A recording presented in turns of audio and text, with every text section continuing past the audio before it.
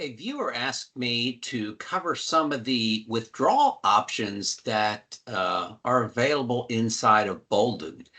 And there are a lot of powerful things here. So let's get right to that. I'm going to share my screen.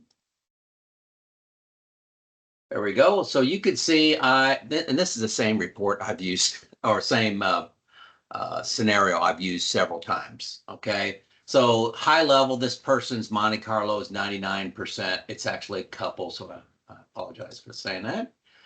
They have $900,000 in 3 accounts, 550 in an IRA, 250 in a brokerage, 100,000 in savings. That's just what I picked.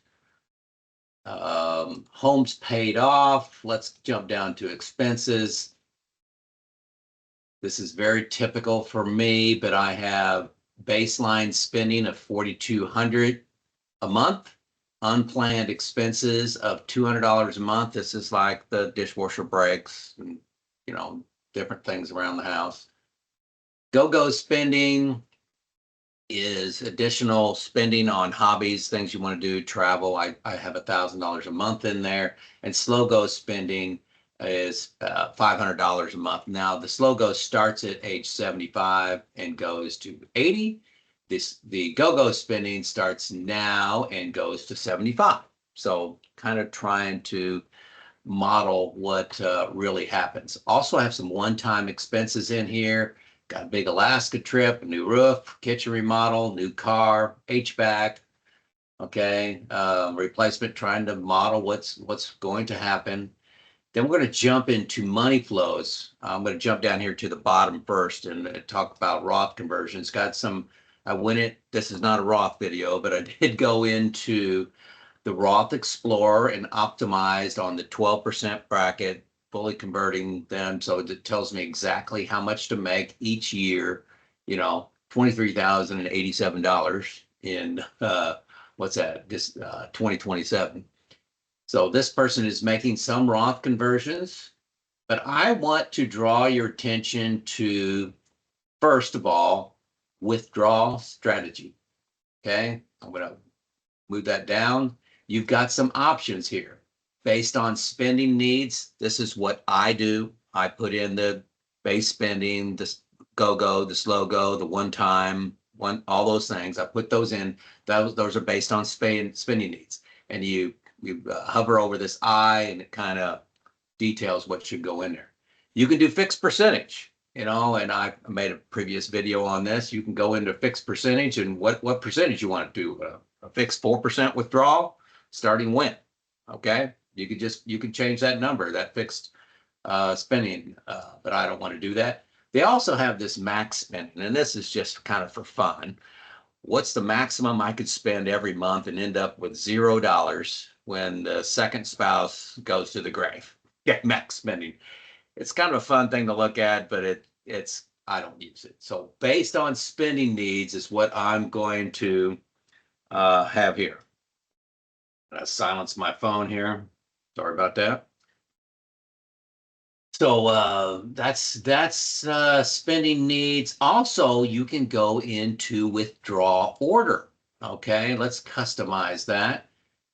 I only have 4 accounts for this person. You may have more, you may have less, but I can change this account order. See, it says retirement IRA is first. That's not the default with Boldin. Boldin defaults to like your after-tax accounts that have the lowest interest. So like a checking account, then maybe like a money market fund, then brokerage account, then IRA, and then Roth kind of last. But it's based on, some methodology. So take a look at that. You can change these. So like this retirement IRA one, well, I'm going to edit order here. Okay, and I could just click and drag it down, make it second. Okay, and now my high interest savings account, CD, money markets first, and then retirement comes second. Okay, so I'm going to revert that back. I'm going to use my retirement account first. Save the order. Okay, where to go? Draw order. Okay. Why do I like doing my retirement accounts first? Well, I want to draw them down. For this couple, I want to draw them down to minimize the RMDs, minimize the spike that could happen in tax brackets. Okay, so I'm drawing out of that first. Also, you think about buckets. I talk of, buckets. Bucket one for this group is like their high interest savings account, even their brokerage account, the 250 and the 100. Those are in non-equity investments. So that's bucket one kind of stuff. Well, that bucket one is when the market goes down. When the market goes down, you spend out of that. Each year, you kind of retop. If you have a high, the stock market continues to rise, then at the end of the year, you may choose to refill bucket one, top it back off, and then ride it back down again. Okay. But most years the stock market grows. Okay. There are years that it doesn't. So when it grows, you're still, funding your lifestyle out of bucket one, but every year you're topping it off from the gains you got in your IRA in this person's example. Okay. Now, this is not perfect.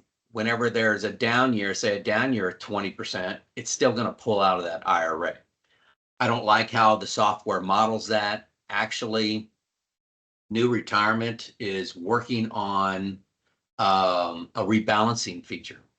So we can rebalance this. They don't handle buckets well. It just doesn't do that. But they're looking at a rebalancing feature. So like you can click on it and maybe once a year, every 6 months, every 18 months, whatever you choose, you go in and it automatically rebalances. So I'm asking for that. I'm talking with people on that. No guarantees of that. But what I think most will model reality and be more conservative because pulling out of the IRA bucket, that's the highest returning bucket. Okay, it gets the highest returns. So by pulling out of that first, this should be a little more conservative of a model. Hopefully that all makes sense. If I got that wrong, let me know in the comments. Makes sense to me. I may have said it wrong. So help me out there if you think I did something wrong. I'm going to re-listen to this. But I like to put, well, I got it out of order here. I like to edit the order. I'm going to put my retirement first, my retirement IRA first to draw out. This couple's 61, so they have no penalty for drawing out of that. Retirement comes first. Yeah, there we go. So the next thing I want to show you on withdrawals is you come down under, this is under on the tabs on the left side, under insights, you'll see retirement withdrawals. And this is super cool.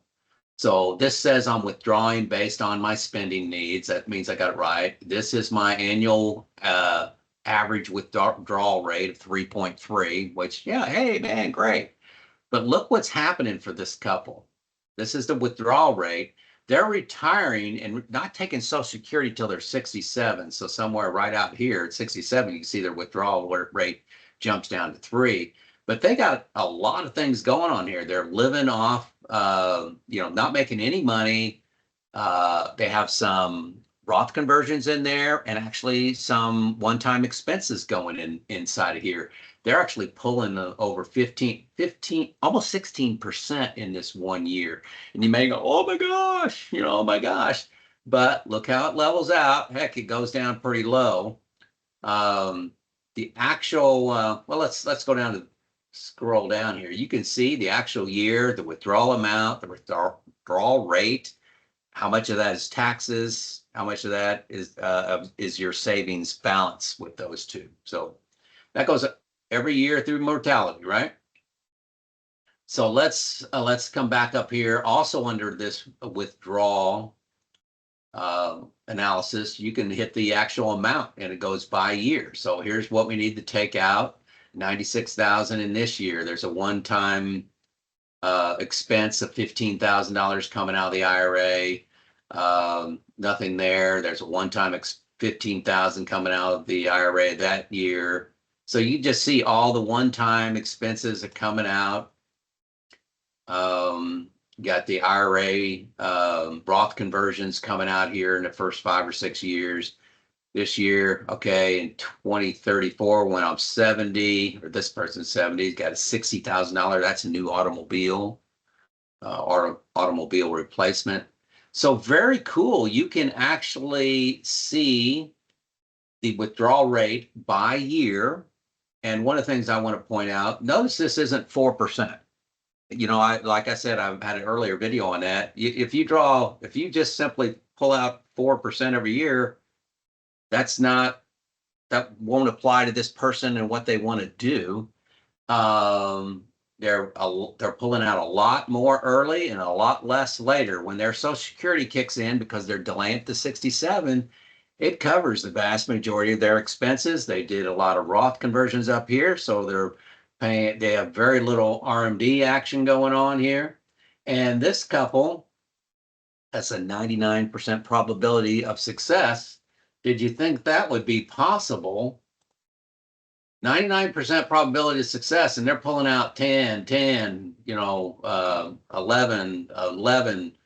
16%. They're pulling out the first, 1, 2, 3, 4, 5 years. You can do that. You can do that if, you make up for it here at the end. So that's what I wanted to cover. I thought it was an excellent question to say, hey, highlight some of the withdrawal options inside of Boldin. I love this, and it really gives me clear vision out in the next several years. You may be thinking, hey, 4% 4% rule. Gosh, if I retire now, I need to pull out 10, 10, and 11. I can't retire. I got to keep working. Well, model that out. Maybe you can retire just a little bit earlier because you use the Boldin package. All right, cool. 2 free weeks, first link below, okay? Let's show out.